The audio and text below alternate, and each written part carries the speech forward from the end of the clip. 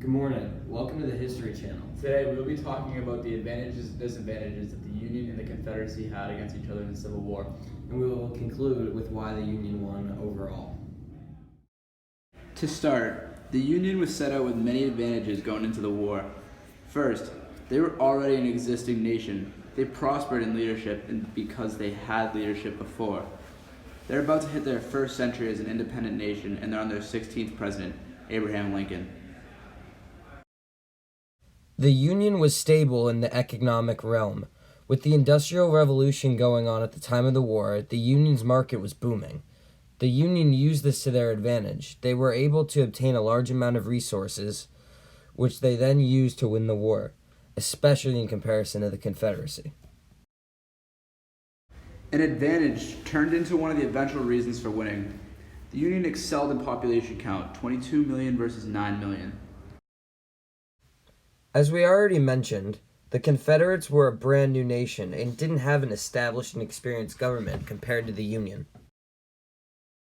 The Union also already had prior established relations internationally.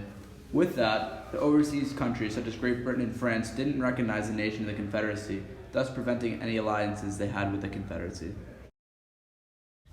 The Confederates were also set out with some advantages going into the war. Their first advantage was home court advantage. They knew their territory, how to defend it, and all the necessities needed to take advantage of the Union in a foreign land.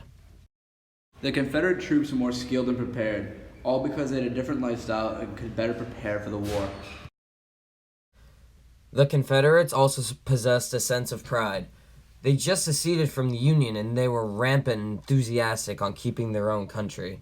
So their sense of nationalism, in their own way, is a factor on keeping their own country. They also capitalized on the fact that the Union needed to win this war, and they were under high pressure to do so. Because of that, the Confederates were granted the underdog status, giving the Union the heavy favorite and a lot of pressure. And lastly, for the Confederates, the support down south was strong for war. War support in the Union was lacked, however, which was a Confederate advantage.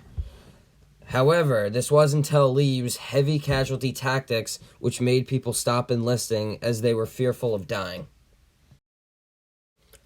Also, the Union ultimately ended up winning the war for many reasons. First, the Union had a larger population than the Confederacy. The Union had a population of around 22 million people, while the Confederacy had a population of 9 million people.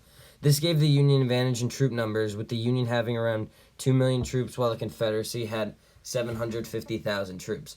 Also, the Union enlisted black troops, which gave them an additional 179,000 troops. With a larger population, the Union had a larger and more diversified variety of industries. The Union made a lot more goods than the Confederacy as well. An example of this is how the Union made 97% of guns, while the Confederacy made 3%. The Union also made more pig iron than the Confederacy.